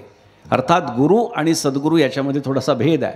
जेव्हा गुरु हे अक्षर किंवा गुरु हा शब्द चांगल्या अर्थानं येतो तेव्हा तो सद्गुरू या अर्थानं घ्यायचा असतो, आणि गुरु हा शब्द सामान्य अर्थानं जेव्हा येतो तेव्हा काहीतरी व्यावहारिक ज्ञान देणारा या अर्थानं गुरु हा शब्द घ्यायचा असतो. बरं का, संत वाङ्मयाचं थोडंसं चिंतन करत असताना हा विचार आपण केला पाहिजे. सामान्य अर्थानं गुरु हा शब्द घेतला, ऐका, मंत्रतंत्र उपदेशिते घरोघरी गुरु आहेत ऐते. नाथ महाराज म्हणतात, जो शिष्या ते मिळवी सद्वस्तू ते श्रीकृष्ण त्या ते सद्गुरू मानी. मंत्रतंत्राचा उपदेश करणारा गुरु हा घरोघरी उपलब्ध आहे. पण आपल्या शिष्याला सद्वस्तू म्हणजे परमात्म्यापर्यंत पोचवणारा जो आहे श्रीकृष्ण, त्या ते सद्गुरू मानी. श्रीकृष्णाच्या दृष्टीनं तो सद्गुरू आहे. म्हणजे गुरु कोण आहे? व्यावहारिक ज्ञान देतो तो. आणि सद्गुरू कोण आहे? तर आध्यात्मिक ज्ञान देतो, पारमार्थिक ज्ञान देतो तो. त्यामुळे गुरु हा संत कुळीचा राजा असं जेव्हा ज्ञानोबाराय म्हणतात, त्याच्या आधी कंसामध्ये सद घ्यावं लागतं. सद्गुरू हा संत कुळीचा राजा असा त्याचा अर्थ आपल्याला घ्यावा लागतो. त्यामुळे गुरु आणि सद्गुरू यामध्ये थोडासा भेद आहे. हां, गुरु कोण आहे? तर जो प्रकाश दाखवतो तो गुरु आहे. हां, अर्थात मी पारमार्थिक दृष्टीनं बोलतो आहे. व्यावहारिक दृष्टीने मी नेहमी गमतीनं सांगतो की एखाद्याला तंबाखू कशी खायची हे शिकवणाराही त्या बाबतीतला त्याचा गुरु आहे. एवढी घ्यायची, चुना एवढा लावायचा, अशी चोळायची, अशी टाळी वाजवायची, अशी ठेवायची, अशी थुंकायची, सगळं शिकवणारा हा काय आहे? गुरु आहे. व्यावहारिक ज्ञान जो देतो तो गुरु आहे आणि पारमार्थिक ज्ञान देतो तो सद्गुरू आहे. त्यामुळे आम्हाला व्यवहाराच्या ज्ञानाशी देणं घेणं नाही. परमार्थामध्ये व्यावहारिक ज्ञानाला जास्त महत्त्व नाही आहे. काही लोक म्हणतात की सगळे वारकरी संप्रदाय काय, हिंदू धर्मातील लोक काय, हे विज्ञानवादी नव्हते. त्याने कायम परमार्थाचा, परमात्म्याचा विचार केला. त्यामुळे त्यांच्याकडून काहीच योगदान हे विज्ञानशास्त्राला प्राप्त नाही. हे दुर्दैव आहे असं म्हणणं आणि खोटं आहे.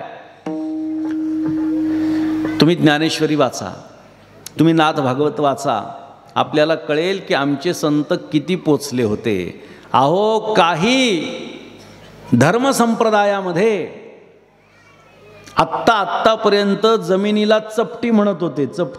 चपटी म्हणजे सरळ, दुसरा अर्थ घेऊ नका.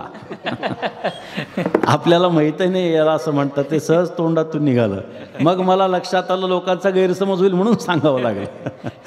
हां, म्हणजे समतल आहे. आत्तापर्यंत 400-500 वर्षांपूर्वीपर्यंत. पण आमच्याकडे भूगोल आहे.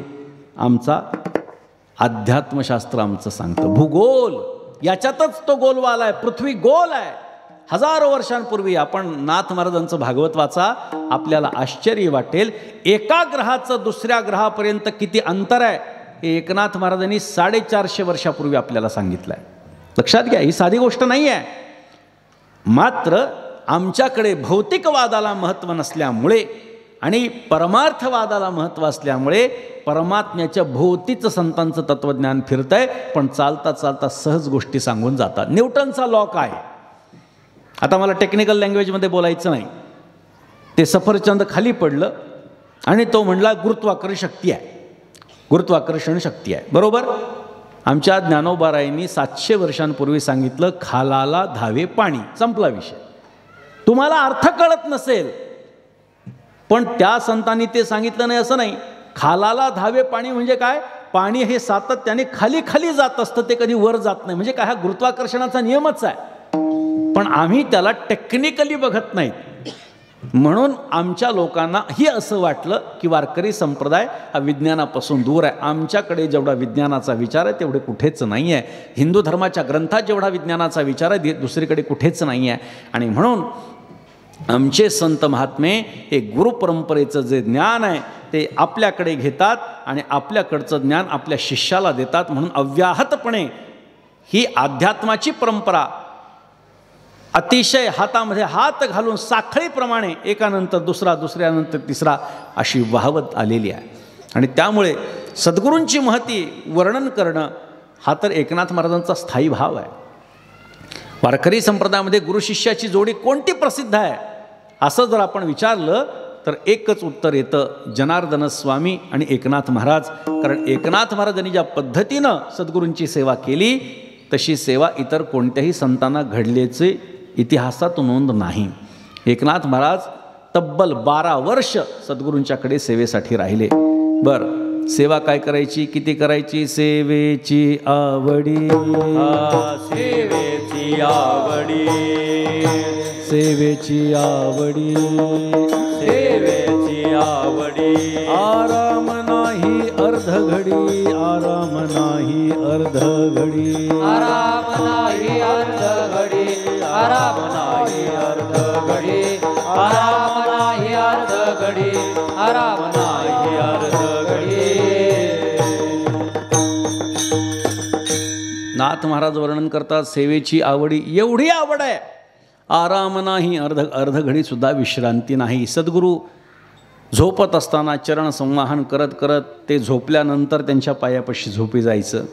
ते उठण्याच्या काही क्षण आधी उठायचं आणि सकाळची सगळी त्यांची व्यवस्था लावून द्यायची. आपल्याला आश्चर्य वाटेल. बहिर्भूमी स्थळ शुद्ध करी हस्ते, अनन्य भक्ती तो अनुसरला. ब्रिदावळी नामक ग्रंथ आहे नाथ महाराजांचा एक, ते ज्याच्यामध्ये आपले सद्गुरू जनार्दन स्वामी आणि एकनाथ महाराजांचा संवाद आहे. त्याच्यामध्ये असं वर्णन आहे की एक दिवस बहिर्दिशा, पूर्वीच्या काळामध्ये जर आपण बघितलं तर मोठ्या मोठ्या लोकांच्या घरी, ज्याला आजच्या भाषेमध्ये आपण शौचालय म्हणतो, हे शौचालय असायचे, पण त्यांची पद्धत वेगळी असायची. हां, ते शौच काढण्यासाठी माणसं यायची, स्वच्छता करण्यासाठी माणसं यायची. एक दिवस तो माणूस आला नाही. सद्गुरूंची काय सेवा करावी नाथ महाराजांनी? बहिर्भूमी स्थळ शुद्ध करी हस्ते, स्वतःच्या हातानं ते बहिर्भूमी स्थळ शुद्ध केलं. यापेक्षा आपल्याला गुरुसेवा कुठे पाहायला मिळणार नाही. मी नेहमी विचारतो की कधी आपण ऐकलं आहे का एकनाथ म्हणे, असं कधी ऐकलं आहे का? असं काय अभंग एकनाथ महाराजांनी तर 4000 पेक्षाही जास्त अभंग लिहिले आहेत. तुकोबारायांचे जेवढे अभंग उपलब्ध आहेत तेवढेच एकनाथ महाराजांचे अभंग उपलब्ध आहेत. हे दोनच संत असे आहेत की ज्यांचे 4000 पुढे अभंग आहेत. म्हणून कधी आपण असं ऐकलं का एकनाथ म्हणे? नाही ना. मग काय ऐकलं? एका जनार्दनी. पण हे एका जनार्दनी आत्ताच्या गवळणीसाठी नाही बरं का. नाही तर आत्ताच्या गवळणीला काय माठाला गेला तडान काय काय त्याच्यात येईल काय सांगता येत नाही. गैरसमज असा आहे की गवळणीला शेवटी एका जनार्दनी असतं, असं कदाचित त्या कवींना वाटत असावं. म्हणून शेवटी एका जनार्दनी, एका जनार्दनी ज्या ठिकाणी आहे अभंगामध्ये, तो एकनाथ महाराजांचा अभंग आहे. माझे माहेर पंढरी, एका जनार्दनी शरण करी माहेरची आठवण, ओंकार स्वरूपा सद्गुरू समर्था. एका जनार्दनी गुरु परब्रह्म, दयाचे परिणाम सदामुखी गुरु परमात्मा परेशू. सगळे एकनाथ महाराजांचे अभंग आहे जे प्रसिद्ध आहेत. काया ही पंढरी हा सुद्धा म्हटला जातो. काही ठिकाणी हा गाथेमध्ये अभंग नाही आहे, पण असे अनेक अभंग आहेत की जे एकनाथ महाराजांचे शेवट काय, एका जनार्दनी, स्वतःचं नाव अर्ध आणि सद्गुरूंचं नाव पूर्ण लिहावं, अशा पद्धतीची गुरुची सेवा ही एकनाथ महाराजांनी केलेली आहे. आणि त्यामुळे गुरुसेवेच्या संबंधानं एकनाथ महाराज जेवढे आदर्श आहेत तेवढे क्वचितच इतर असतील. आणि त्यामुळे सद्गुरूंची शरणागती प्राप्त झाल्यानंतर माझी जी अवस्था प्राप्त झालेली आहे ती इतरांची व्हावी अशी सामान्य अपेक्षा एक संत म्हणून एकनाथ महाराजांची झाली. आणि म्हणून त्यांनी आपल्याकडे आलेल्यांना उपदेश केला अभंगाच्या पहिल्या चरणात. सद्गुरू श्री शरण जाय, सद्गुरू श्री शरण जाय, सद्गुरू श्री शरण जाय, सद्गुरू श्री शरण जाय, सद्गुरू श्री शरण जाय, सद्गुरू श्री शरण जाय, सद्गुरू श्री शरण जाय, सद्गुरू श्री शरण जाय. श्री ब्रह्म प्राप्ती होय, या श्री ब्रह्म प्राप्ती होय, लगे आणि कबू पाव, लगे आणि कबू पाव, या श्री ब्रह्म प्राप्ती होय, या श्री ब्रह्म प्राप्ती होय, लगे आणि कबू पाव, लगे आणि कबू पाव.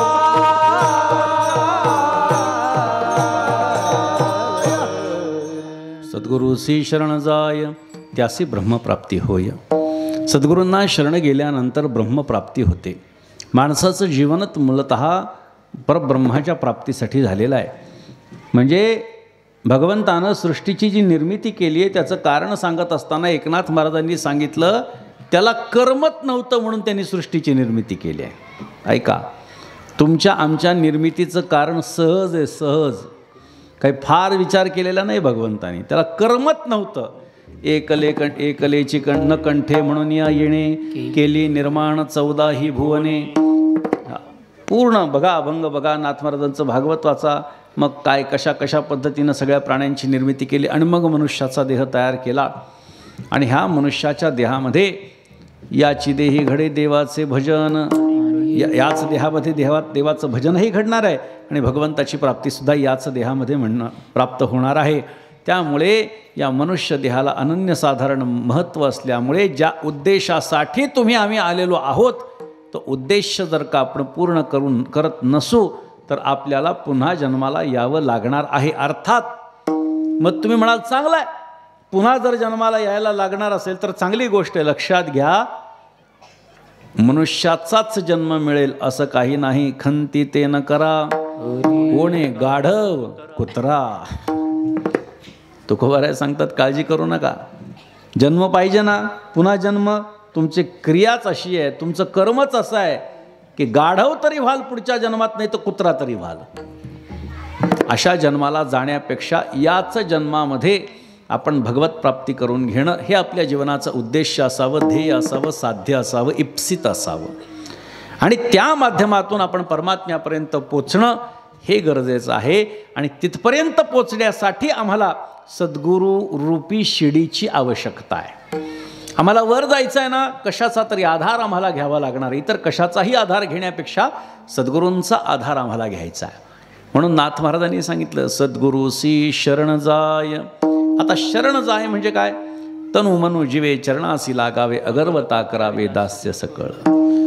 गीतेमध्ये सुद्धा याचा विस्ताराने विचार आलेला आहे. माऊलीने खूप सुंदर त्याचं विवेचन केलेलं आहे. सद्गुरूंची शरणागती कशी करावी याचं चिंतन नाथ महाराजांनी सांगितलेलं आहे. आणि त्याच्यासाठी सद्गुरूसी शरण जाय. मग सद्गुरू कोण आहे, त्यांची काय लक्षणं आहेत याचंही चिंतन आपल्याला शास्त्रामध्ये आलेलं पाहायला मिळतं. जो श्रोत्रिय आहे, जो ब्रह्मनिष्ठ आहे आणि जो कृपाळू आहे, हे 3 गुण ज्याच्याकडे आहेत तोच सद्गुरू होऊ शकतो. श्रोत्रियता म्हणजे काय?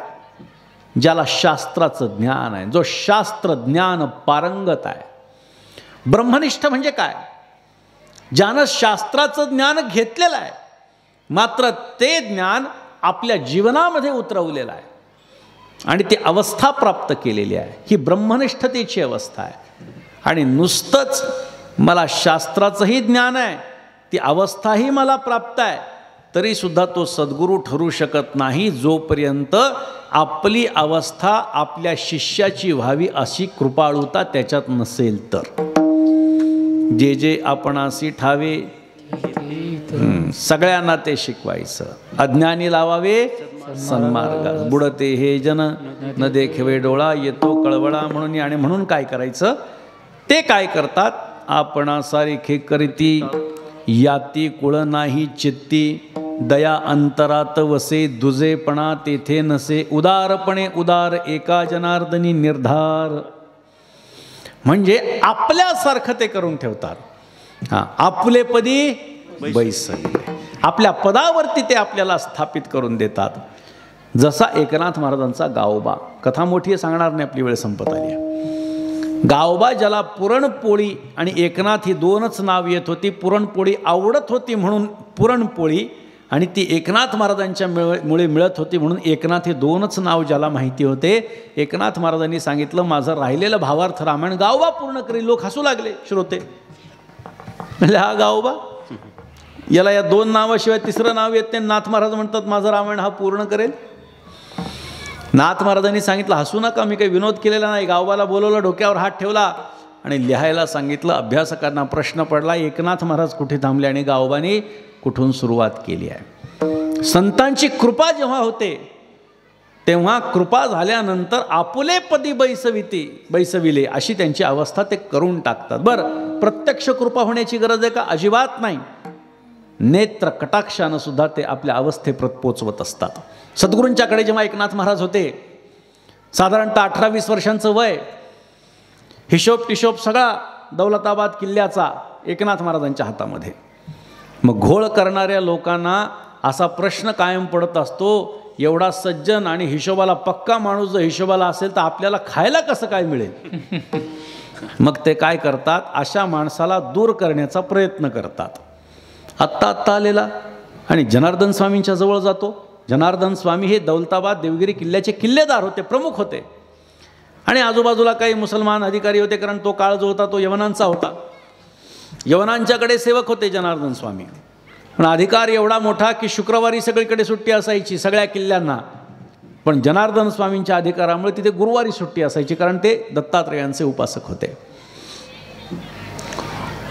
मग काय करायचं, एका गर्भवती ब्राह्मणीला त्यांनी आपल्या कटात सहभागी केलं आणि सांगितलं, असं म्हणायचं की तुझ्या पोटातलं बाळ जे ते एकनाथाचं आहे. एकदा त्याला शिक्षा झाली, त्याला बाजूला काढून टाकलं, हिशोब आपल्या ताब्यात. तिनं जनार्दन स्वामीकडे जाऊन सांगितलं की अशी परिस्थिती आहे. दरबार भरला. आरोपीच्या पिंजऱ्यामध्ये एकनाथ महाराजांना उभं केलं आणि विचारलं की ही जो आक्षेप घेतीये तो खरा आहे का. नाथ महाराजांनी सांगितलं खोटा आहे, अजिबात खरा नाही, पूर्णतः असत्य आहे. पण ती तर आरोप घेती आहे. तुझ्याकडे तू आरोपी नसल्याचा काही पुरावा आहे का. कारण न्याय व्यवस्थेमध्ये पुराव्याशिवाय दुसरं काही चालत नाही. मला असं वाटलं आणि तू असं आहे असं चालत नाही, पुरावा द्यावा लागतो. नाथ महाराजांनी सांगितलं प्रत्यक्षदर्शी कोणीच पुरावा नाही आहे. बाकीचे आनंदित झाले. कटकर रचणारे म्हटले बस पुरावा नाही म्हणलं आता आपल्यासारखाच निकाल. पण नाथ महाराजांनी सांगितलं हा एक जण साक्षीदार आहे म्हणले याचा. असं म्हटल्याच्या नंतर एकमेकांकडे बघू लागले, आपल्यातला कोण फुटला. प्रत्येक जण मी नाही. स्वामींनी विचारलं साक्षीदार आहे कोण आहे, कोण साक्ष देणार तुझ्या बाजूनं. तेव्हा एकनाथ महाराजांनी सांगितलं या स्त्रीच्या पोटातला गर्भ साक्ष देईल म्हणले. सगळे हसू लागले. म्हणले पोटातला गर्भ कसं काय साक्ष देऊ शकतो.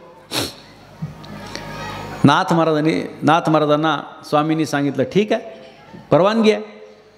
तेव्हा एकनाथ महाराजांनी त्या स्त्रीच्या पोटाकडे करुणाभरित नजरेनं बघितलं.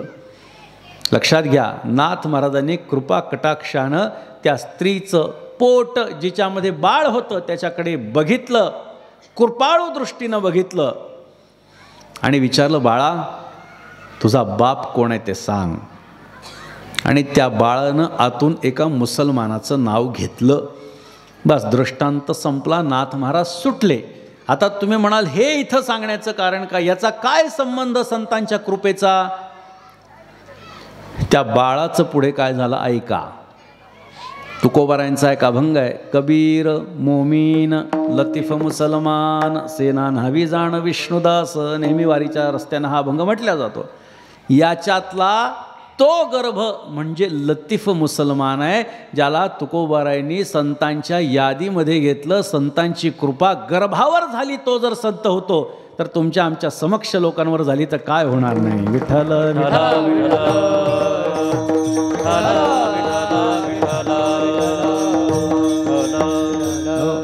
सद्गुरूसी शरण जाय त्यासी ब्रह्मप्राप्ती होय. ब्रह्माची प्राप्ती होणार आहे. नाथ महाराज म्हणतात न लगे आणिक उपाय धरी सद्गुरूंचे पाय. दुसऱ्या कोणत्याही उपायाची गरज नाही. संत सद्गुरूंना शरण जायचं. उपाय भरपूर आहेत, जसं मार्ग अनेक आहेत, पण पंढरीचा पंथ सोपा आहे. मार्ग ते बहुता आहेत, सोपा पंथ पंढरीचा. भरपूर मार्ग आहेत, सोपा आहे. त्याच्या सोपेपणाचं अनेक ठिकाणी वर्णन संतांनी साधू संतांनी करून ठेवलेलं आहे. पंढरपुरामध्ये जाण्याची वाट कधी कधी बिकट आहे असंही म्हटलेलं आहे बरं का.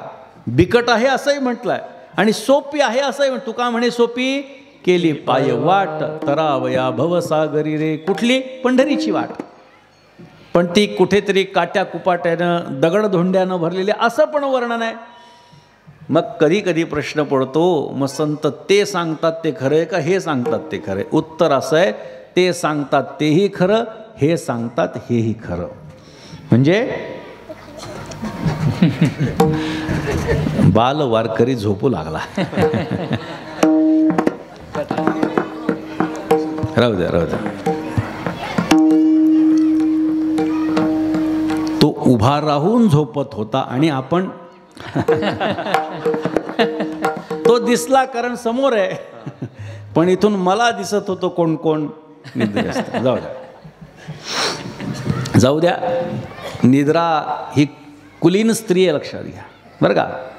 जुने कीर्तनकार सांगायचे निद्रा ही काय आहे, कुलीन स्त्री आहे. म्हणून ती तमाशात कधी जात नाही, कीर्तनातच येते. विठ्ठल विठ्ठल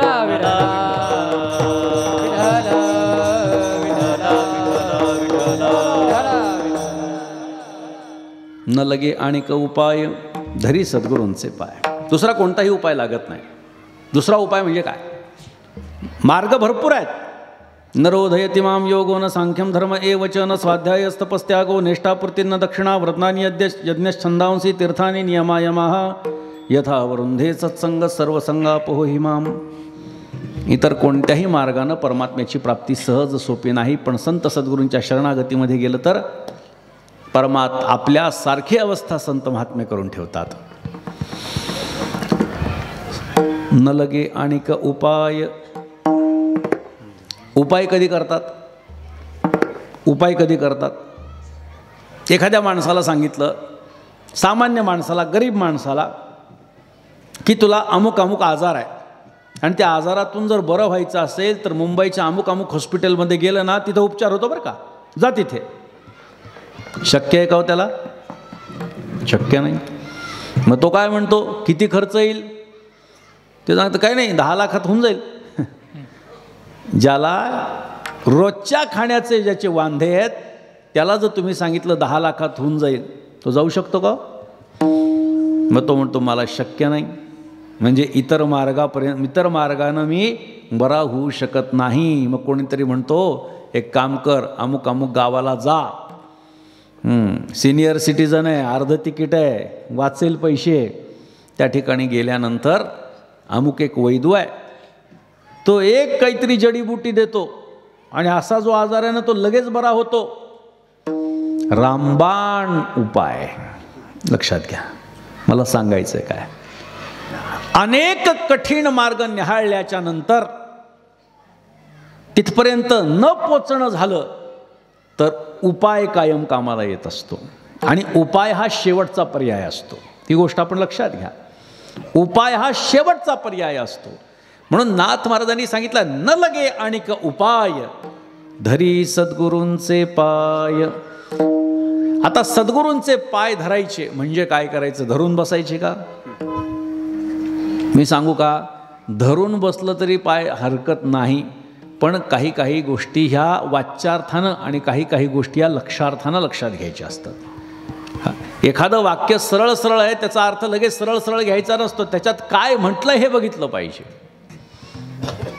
नाथ महाराजांचे भारूड असेच आहेत. एक प्रसिद्ध भारूड आहे, सत्वर पावगे मला भवानी आई रोडगा वाहीन तुला. एक स्त्री देवीकडे जाते आणि सांगते तू मला लवकर जर प्रसन्न झाली तर मी तुला रोडगा अर्पण करते. देवी प्रसन्न होते आणि ती म्हणते माग तुला काय मागायचं ते. ही घरातली धाकटी सून आहे. ती काय म्हणते आहे, सासरा माझा गावी गेला तिकडेच खपवी त्याला, सासू माझी जाच करते लवकर निर्दळी तिला, जाऊ माझी फडफड बोलते बोडकी करग तिला, नणंदेचे पोर किरकिर करते खरोज होऊ दे त्याला, दादला मारुनी आहुती देईन मोकळी करग मला, एका जनार्दनी सगळेच जाऊ दे एकटीच राहू दे मला. काय कळालं तुम्हाला? की घरातले सगळे मरू दे मी जिवंत राहू दे. इथं कुठं देवीचं मंदिर असेल तर उठून जाऊ नका आणि म्हणू नका जे महाराज म्हणले नाही ते माझ्या बाबतीत घडू दे असं म्हणू नका. संतांच्या वाङ्मयाचा अर्थ हा सेवे वाचून प्राप्त होत नाही. याचा अर्थ सेवा करणाऱ्या प्रत्येकालाच तो अर्थ 100% कळतो असं पण नाही आहे, पण त्या रस्त्यानं तरी तो जाऊ शकतो. त्या स्त्रीनं परमार्थामध्ये अननुकूल असणाऱ्या सगळ्या गोष्टींना हे माते माझ्यापासून दूर कर अशी प्रार्थना केलेली आहे. मग सासरा कोण, सासू कोण, जाऊ कोण, नणंद कोण, तिचं लेकरू कोण, दादला कोण आणि ती कोण, या सगळ्याचा विचार हा आपल्याला वेदांताच्या दृष्टीनं घ्यावा लागतो. कारण संत वाङ्मय हे वेदांतावरती आधारित आहे बऱ्यापैकी. म्हणून वाच्यार्थ एक आहे पण लक्षार्थ दुसरा आहे. म्हणून या ठिकाणी धरावे असं जे सांगितलं आहे, हरिप्राप्तीसी उपाय धरावे संतांचे ते पाय, याचा अर्थ धरायचे म्हणजे धरून ठेवायचे नाही, म्हणजे शरण जायचं. तसं न लगे आणिक उपाय धरी सद्गुरूंचे पाय. पाय धरायचं याचा अर्थ काय? पाय हा आपल्या शरीराचा सर्वात खालचा भाग आहे आणि तो धरणं म्हणजे आम्ही तुझ्या शरणागतीमध्ये आलेलो आहोत असं मानणं आहे. मग आता तिसऱ्या चरणाचा जर आपण विचार केला, सद्गुरूचे चरणतीर्थ मस्तकी वंदावे पवित्र. चरण सर्वात खालचा भाग, त्याचा खालचा भाग तळपाय आणि त्या तळपायाला लागलेली माती ज्या पाण्यामुळे निघून जाते आणि त्याला तीर्थाचं स्वरूप प्राप्त होतं असं नाथ महाराज म्हणतात. म्हणजे सद्गुरूंची नीचाती नीच गोष्ट आमच्यासाठी पवित्राती पवित्र आहे ही सांगण्याची भूमिका नाथ महाराजांची. सद्गुरूंचे चरणतीर्थ मस्तकी वंदावे पवित्र. पवित्र म्हटलेला आहे. पवित्र कोण आहे? अपवित्रालाही जो पवित्र करतो तो खरा काय आहे? पवित्र आहे. म्हणून सद्गुरूंच्या चरणतीर्थाला वंदन करणं म्हणजे पावित्र्य प्राप्त होणं असा त्याचा अर्थ आपण करू शकतो. सद्गुरूंचे चरणतीर्थ मस्तकी वंदावे पवित्र, न लगे आणिक उपाय धरी सद्गुरूंचे पाय. एका जनार्दनी सद्गुरू हाची भवसिंधूचा तारू. सद्गुरू जो आहे हाच आपल्याला भवसिंधूतून तारणारा आहे. मी आपल्याला सुरुवातीला सांगितलं की सद्गुरू आम्हाला तारतात, नाविकाचं काम करतात, एका तीराहून दुसऱ्या तीरावरती नेऊन पोचवतात. तरण्याला केव्हा महत्त्व आहे? तरण्याला महत्त्व केव्हा आहे? जेव्हा बुडण्याची शक्यता आहे तेव्हा तरण्याला महत्त्व आहे. प्रकाशाला महत्त्व केव्हा आहे? अंधार जेव्हा असेल तेव्हा प्रकाशाला महत्त्व आहे. अज्ञान असेल तर ज्ञानाला महत्त्व आहे. तसं बुडण्याची शक्यता आहे म्हणून तरण्याला महत्त्व आहे. एका जनार्दनी सद्गुरू हाची भवसिंधूचा तारू. इथे भाषा जर आपण बघितली तर चकारात्मक भाषा आहे आणि ज्या ठिकाणी व्याकरणाच्या दृष्टीनं आपण जर विचार केला, नियमांचा विचार केला, तर ज्या ठिकाणी चकारात्मक भाषा असते त्या ठिकाणी इतरांची व्यावृत्ती असते. त्यामुळे हाची भवसिंधूचा तारू म्हणजे भवसिंधूतून पैल तीराला आम्हाला जायचं असेल तर हाच, या व्यतिरिक्त दुसरा आम्हाला या पैल तीराला कोणीही पोचवणारा नाही, भगवत प्राप्ती करून देणारा दुसरा कोणी नाही, हाच आहे. हाची भवसिंधूचा तारू, न लगे आणिक उपाय धरी सद्गुरूंचे पाय. यथामती अभंगाचं चिंतन झालं. संप्रदायाच्या नियमाप्रमाणे भजन करा. विठोबा रखुमाई, विठोबा रखुमाई. दृष्टीमध्ये आहे आपल्याला काही महत्त्व नाही आहे, लक्षात ठेवा. आपण काही मोठे नाही आहेत पण तरी आपण आपल्याला कोणत्या ना कोणत्या कारणाने मोठं समजत असतो. काही कारण नाही. ज्ञानोबारायांनी सांगितलंय, थोरपण पराची सांडीजे व्युत्पत्ती आघवीच विसरीजे. जै जगात हा कुठे होईजे तै जवळीक माझी. जगाच्या दृष्टीनं जो छोटा होतो तो माझ्या अत्यंत निकट असतो.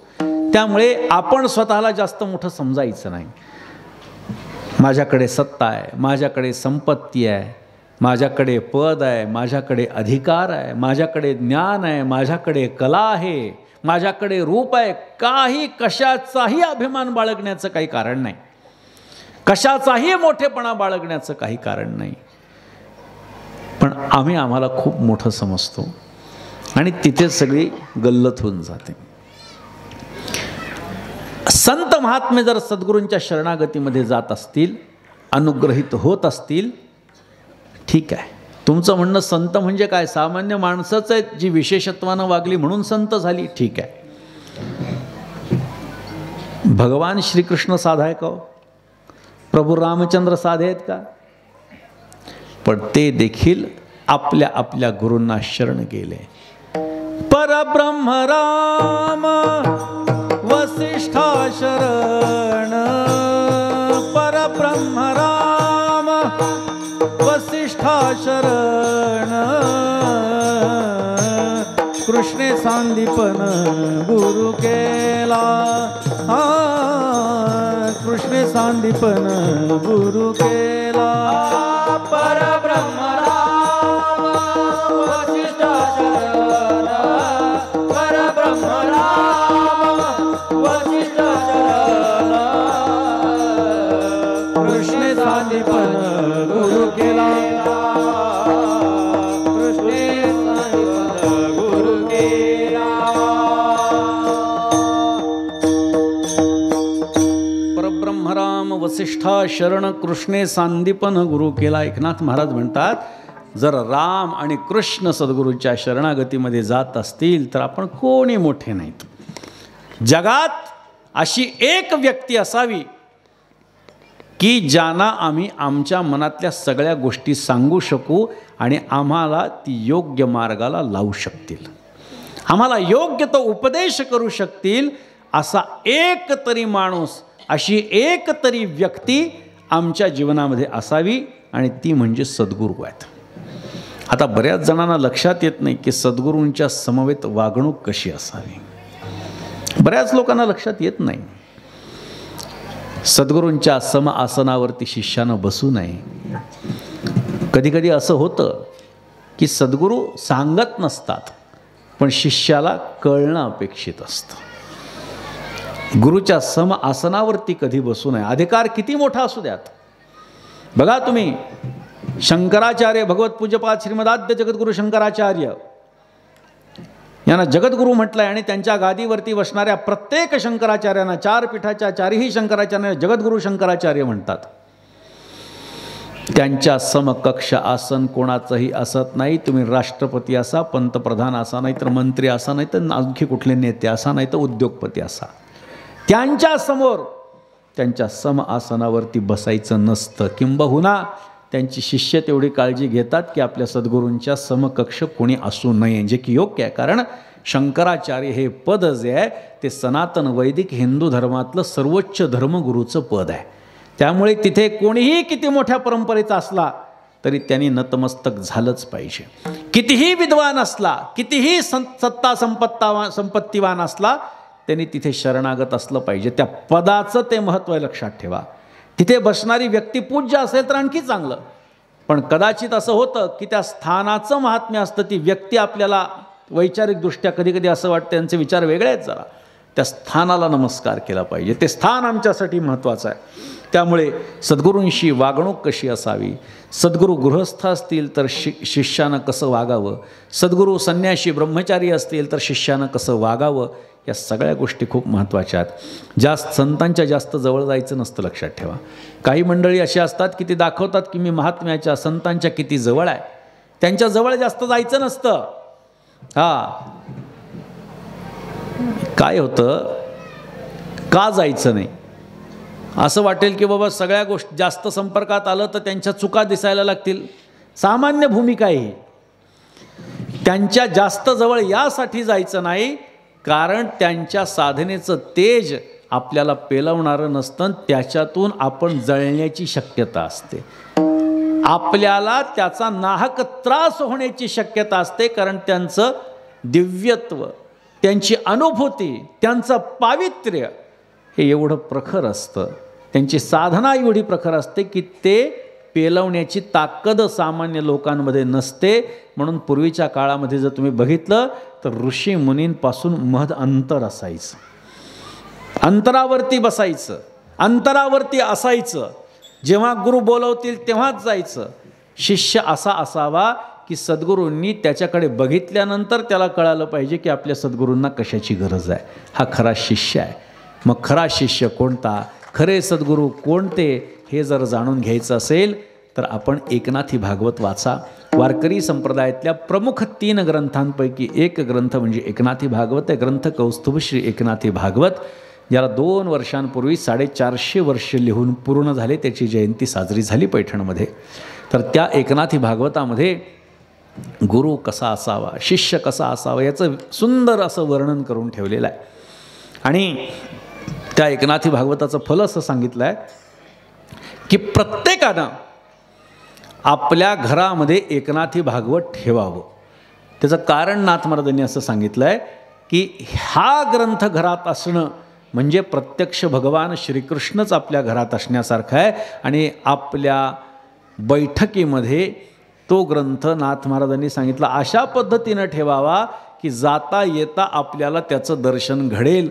काम नाथ महाराज म्हणतात त्यानं आप धाके दूर पळती, म्हणजे बाहेर होणारा जो त्रास आहे, आपण बाहेर गेल्यानंतर जो बाहेर होणारा त्रास आहे तो जर का दूर घालायचा असेल तर एकनाथी भागवताला जाताना नमस्कार करायचा आणि आल्यानंतरही नमस्कार करायचा. एवढं फल एकनाथी भागवताचं सांगितलं आहे.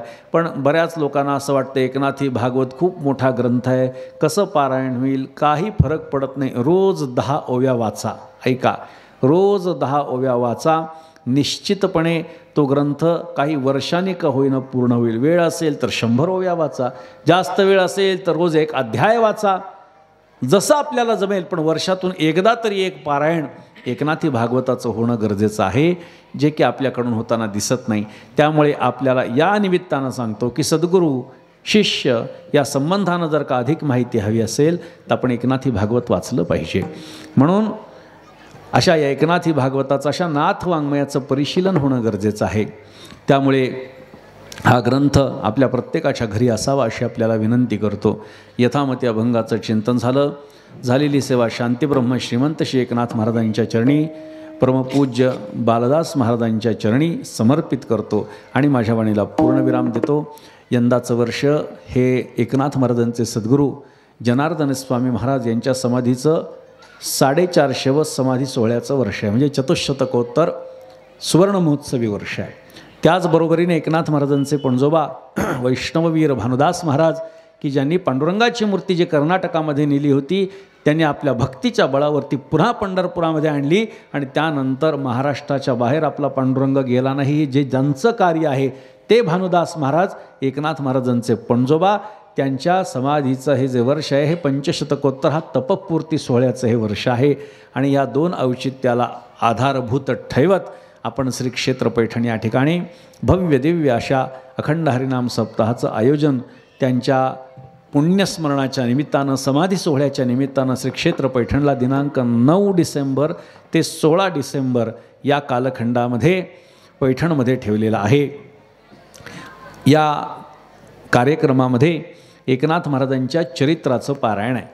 आता आपण काय म्हणतो, एकनाथ महाराजांचं चरित्र असं जर म्हटलं तर 2-3 प्रसंग आपल्या डोळ्यासमोर येतात. गाढवाला पाणी पाजलं, मुसलमान अंगावर थुंकला, हरिजनाचं मूल कडेवर घेतलं आणि श्राद्धांना पितरांना खाऊ घातलं. याच्याशिवाय 5वी-6वी गोष्ट आम्हाला माहिती नसते. एकनाथ महाराजांच्या मूळ चरित्राचं पारायण 350 वर्षांपूर्वी ओवीबद्ध ग्रंथरचना जी झाली केशवस्वामींनी लिहिलेली, त्याचं पारायण हे त्या ठिकाणी पैठणला संपन्न होणार आहे. आणि त्याचबरोबरीनं त्याची चरित्राची कथा पण आमच्या मुखातून संपन्न होणार आहे. आपण जर कार्यक्रमाची व्याप्ती आपल्याला बघायची असेल तर निश्चितपणे आपण यूट्यूबवरती बघू शकता. जर आपण यूट्यूब